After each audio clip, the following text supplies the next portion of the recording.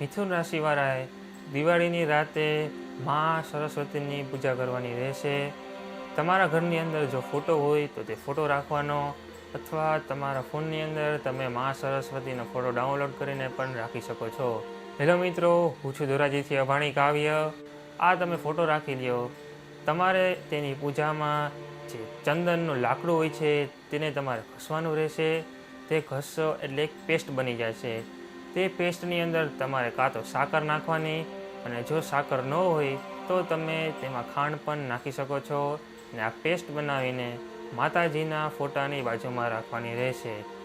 તમે આ પૂજા કરી લ્યો પછી તમારે ઓમ એમ સરસ્વતીએ નમઃ આ જે મંત્ર છે તેની 11 માળા કરવાની રહેશે દિવાળીની રાતે। આ 11 માળા કરી લેશો એટલે મિથુન રાશિવાળાએ જે જીવનમાં નિર્ણય લેવાની શક્તિ ઓછી હોય છે તે ખૂબ વધશે। તમારા જીવનની અંદર જે તકલીફો હોય છે, તમને ક્યાંય રસ્તો નથી દેખાતો, કોઈ સોલ્યુશન નથી મળતું, તે સોલ્યુશન પણ મળવા માંડશે અને બધી તકલીફો પણ દૂર થશે।